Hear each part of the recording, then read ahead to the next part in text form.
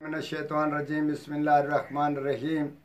हकीम सईद अहमद साहब आपकी खिदमत में हाजिर हैं और एक अजीब नुस्खा आपकी खिदमत में पेश कर रहा है। आप इनसे फ़ायदा भी करें और गौर भी करें कि हम क्या बता रहे हैं। जनाब अली, ये गौ का ये नर गाय जो या उसको क्या बोलते हैं, नर गाय बोलते हैं हम उसका अज़ाए तनासुल ले लें। अज़ाए तनासुल ले लें और उसको खुश्क कर लें। साफ़ सुथरे तरीके से उसको हवा में रखें या उसको बरियां करके उसको खुश्क कर लें।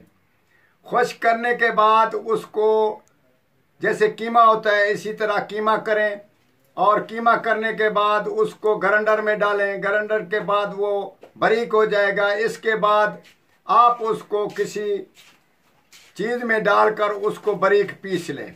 इसी तरह पीसना है जैसे वो बिल्कुल पाउडर की तरह हो जाए।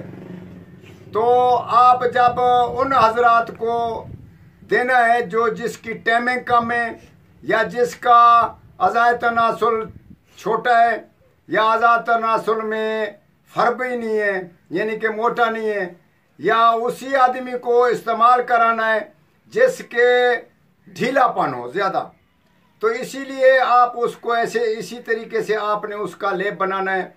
थोड़ी सी चपटी ले लें उसी पाउडर की और उसमें थोड़ी सी माखी या शहद मिला लें। तो जब वो आराम से वो एक लेप बन जाएगा, रात को लेप लगाएं और ठीक ये 3 दिन लेप लगाएं और 3 दिन में ही आपको रिज़ल्ट आपके सामने आ जाएगा इंशाअल्लाह ताला। और इसके बाद और फ़ायदे भी हैं कि उसके फ़ायदे और ये हैं कि इंसान जो अगर कराहत ना करे उसके कैप्सूल बनाकर इस्तेमाल कराएं तो कुव्वत मर्दानगी ऐसे हो जाएगी जैसे 24 साल का इंसान है और तंदुरुस्त इंसान है।